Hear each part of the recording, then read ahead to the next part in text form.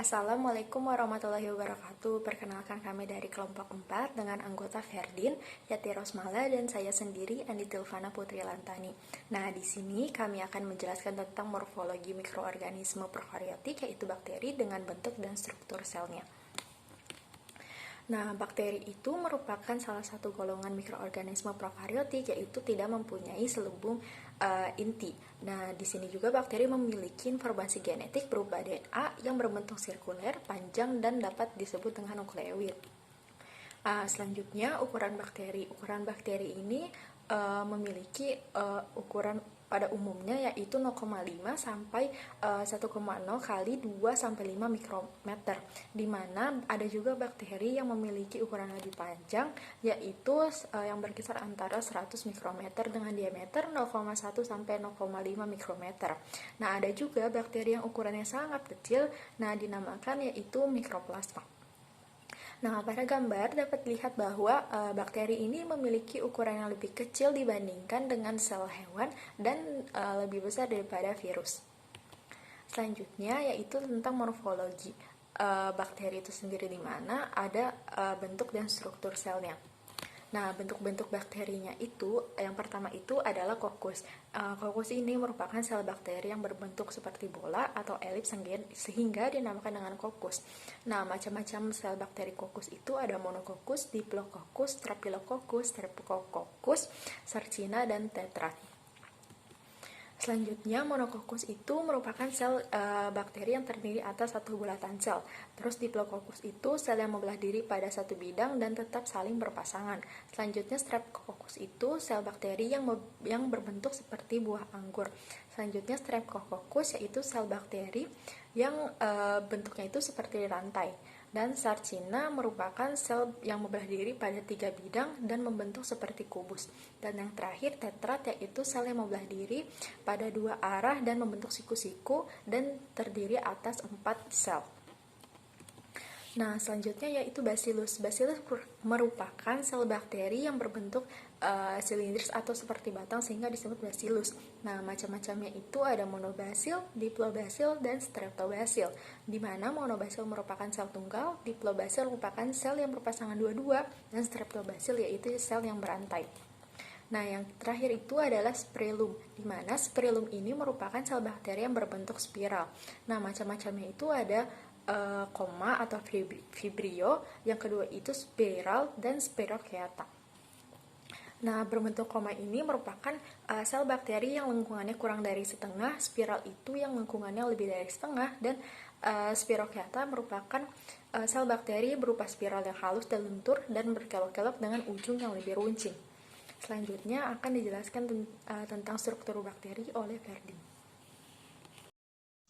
Bismillahirrahmanirrahim. Assalamualaikum warahmatullahi wabarakatuh. Perkenalkan, nama saya Ferdin dengan stambuk F1D11910.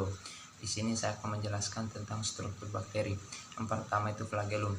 Flagellum itu merupakan embel-embel seperti rambut yang amat tipis mencuat menembus dinding sel dan bermula dari tubuh dasar.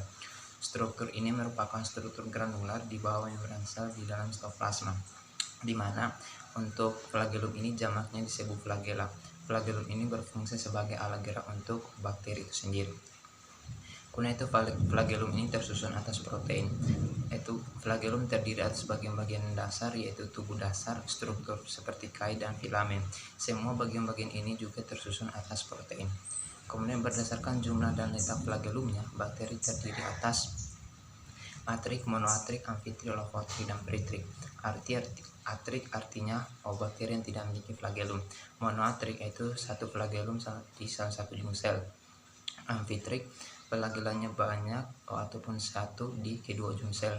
Logotrik flagellanya banyak di salah satu ujung sel. Peritrik flagellanya banyak di semua permukaan sel.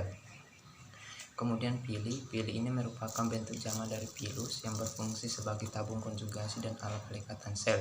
Pili tersusun atas protein. Sel yang menghasilkan pili disebut jantan dan sel yang menerima pelekatan pili disebut betina. Kemudian kapsula. Kapsula ini terdiri atas material mukosa polisakarida di permukaan sel dan kapsula dapat lepas atau terbenam. Kapsula berfungsi sebagai penutup pelindung, sebagai sumber cadangan makanan, dan sebagai pelekatan sel. Kapsula ini tersusun dari polisakarida dan polipeptida. Kemudian selongsong. Selongsong atau tubul ini terdiri dari senyawa-senyawa logam tak larut seperti ferin dan mangan oksida yang mengendap di sekeliling sel sebagai produk kegiatan metaboliknya. Kemudian tangkai. Spesies-spesies bakteri tertentu dicirikan oleh pembentukan suatu embel-embel setengah kaku yang disebut tangkai yang memanjang dari sel. Diameter tangkai ini lebih kecil dari diameter sel menghasilkannya. Pada ujung tangkai tersebut terdapat alat pelekatan sel, fungsinya itu membantu bakteri tersebut melekat pada substrat. Kemudian struktur berikutnya adalah klorosom. Klorosom adalah struktur yang berada tepat di bawah membran plasma dan mengandung pigmen klorofil dan pigmen lainnya untuk proses fotosintesis. Klorosom hanya terdapat pada bakteri yang melakukan fotosintesis. Nah, untuk bakteri yang memiliki fotosintesis ini tidak membutuhkan atau tidak memerlukan air sebagai donor elektronnya, dan pigmen yang dikandungnya disebut bakterioklorofil. Sekian, Assalamualaikum warahmatullahi wabarakatuh. Bismillahirrahmanirrahim. Assalamualaikum warahmatullahi wabarakatuh. Perkenalkan, nama saya Trasmala, NIM F1D119022. Baiklah, di sini saya akan melanjutkan pemaparan materi dari teman saya Andi Zilvana Putri Lantani dan juga Ferdin mengenai bakteri. Nah, di sini saya akan melanjutkan materi tentang struktur bakteri. Struktur bakteri yang ketujuh adalah dinding sel. Dinding sel ini merupakan struktur yang amat kaku dan memberikan bentuk pada sel, di mana kekakuannya ini disebabkan karena adanya peptidogligan. Peptidogligan ini tersusun atas 3 macam pembangun, yaitu N-asetilglukosamin atau AGA, asam N-asetilmuramat atau AAM, dan peptida yang terdiri atas 4-5 asam amino. Nah, selanjutnya adalah membran sitoplasma. Membran sitoplasma adalah bagian yang terpenting dari bakteri karena dia dapat mengendalikan lalu lalangnya substansi kimiawi dalam larutan, baik itu masuk ke dalam ataupun keluar sel. Selain itu, membran sitoplasma juga dapat menyediakan peralatan biokimiawi untuk memindahkan ion-ion mineral, gula, asam-asam, amino, elektron, serta metabolik-metabolik lain melintasi membran. Nah, selanjutnya adalah vakuola gas. Vakuola gas ini terdapat pada bakteri yang hidup di air dan juga dapat berfotosintesis. Nah, dengan mengatur jumlah gas dalam vakuola gasnya, bakteri dapat meningkatkan atau mengurangi kepadatan sel mereka secara keseluruhan sehingga dapat bergerak ke atas ataupun ke bawah di dalam air.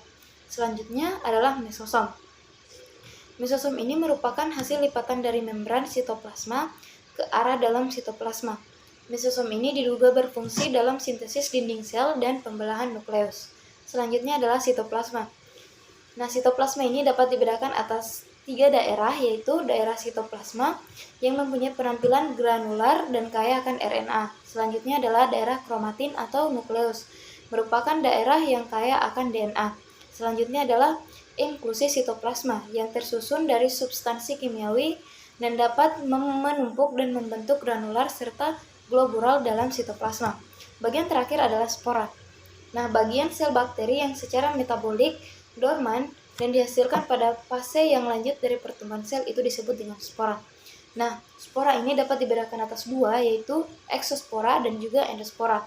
Nah, eksospora ini merupakan spora yang dibentuk di luar sel vegetatif untuk semua bakteri dan semua bakteri memiliki eksospora.